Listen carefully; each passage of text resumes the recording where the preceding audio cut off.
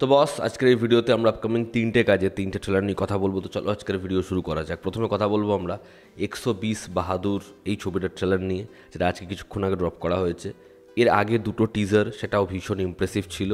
আর দেখো, war film পরপর এসেই যাচ্ছে। 120 বাহাদুর, তারপরে ক্রিসমাসে 21, তারপরে 23শে জানুয়ারির সময় হচ্ছে বর্ডার 2। যদিও বর্ডার 2 এর এখনও কিছুই সেরকম আসেনি, বাট বর্ডার 2 নিয়েও আমি এক্সাইটেড।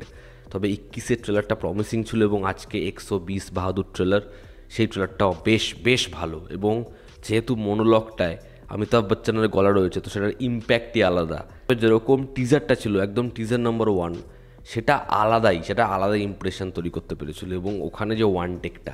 তবে এই ট্রেলারটাও আমার বেশ ভালো লেগেছে, যেখানে পার্টিকুলার একটা সংলাপ রয়েছে যে হাম কিসান কে বেটে হে, पर अब बात ज़मीन की नहीं हमारे सर ज़मीन की है। ওই সংলাপটা আমার হেভি লেগেছে।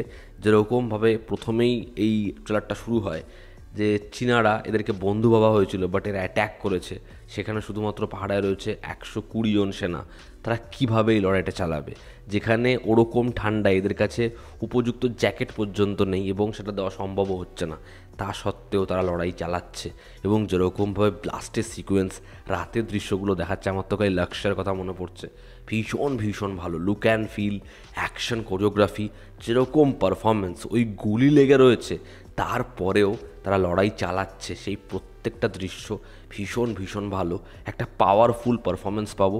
খালি মনে হচ্ছে রাশি খান্নাকে ওই ক্যারেক্টারটা যায় না, তার পারফরমেন্সটার মধ্যে একটা ফেক ব্যাপার রয়েছে, বাট তাছাড়া প্রত্যেককে যেরকম দেখতে লাগছে সেটা ভীষণ ভীষণ অথেন্টিক, জেনুইন। এবং ফারহান আখতার, এরকম ধরনের পারফরমেন্স, ফারহান আখতার যে ডেডিকেশনটা দেয় না, সেটা সত্যিই প্রয়োজনীয়। এবং ওয়াইড স্কেল, এই ল্যান্ডস্কেপটা খুব কম দেখা যায়। এখানে ওয়ান টেক নেই তো কী হয়েছে, মানে এই ট্রেলারে ওয়ান টেক দেখায়নি তো কী হয়েছে। ওই যে প্রথম শটটায় আর্মি এস্টাবলিশ করছে, বা যখন হচ্ছে কন্টিনিউয়াসলি ফায়ার হচ্ছে, বমটা ছুঁড়ে মারতে যাচ্ছে, সেটা ওখানেই পড়ে ফেটে যাচ্ছে। দৃশ্যগুলোকে যেরকমভাবে ট্রিট করেছে, এই ছবির স্কেলটা এস্টাবলিশ হচ্ছে। দেখতে ভীষণ ভীষণ ভালো লাগছে। দেখার ছবিটা হয় কেমন। আপাতত ট্রেলারটা বেশ ভালো। 14 তারিখ ছবিটা আসছে, দেখার ছবিটা বক্স অফিসে কী করতে পারে। পরবর্তী যে ট্রেলারটা নিয়ে আমরা কথা বলবো, সেটা হচ্ছে দিল্লি ক্রাইম সিজন 3 এর ট্রেলার।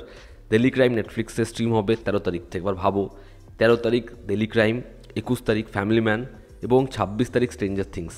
মানে ওটিটিতেও ব্যাপক ব্যাপক কাজ আসতেই থাকছে। যাই হোক, দিল্লি ক্রাইম সিজন 1 হচ্ছে ওজি, সেটা জাস্ট সেই।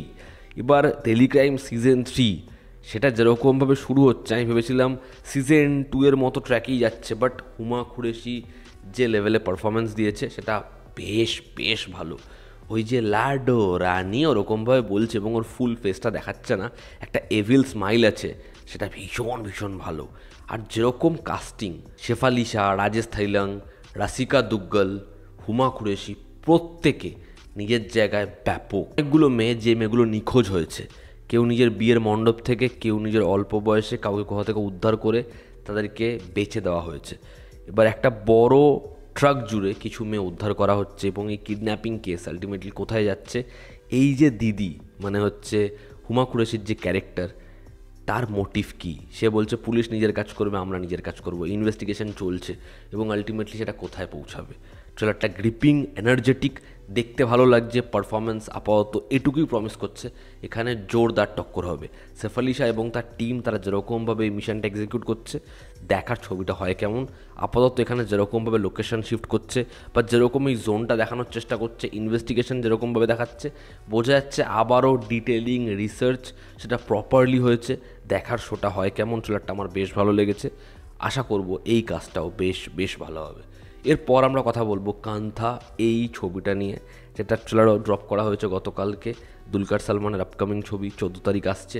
এবং এই হচ্ছে অ্যাক্টর, মানে দুলকার সালমানের মতো অ্যাক্টর, যারা নিজের প্রিভিয়াস কাজ, যেটা হচ্ছে লাকি ভাস্করের মতো ছবি করার পরে, ওই লেভেলে সাকসেস পাওয়ার পরে, তারপরে এরকম একটা ছবি করছে। এই ছবিটা ভীষণ নিশ, বাট তাও সে করছে। এই দেখো না, মোহনলালের ছেলে প্রণব মোহনলাল, এই ডিজ রায়, এরকম একটা ছবি আসছে।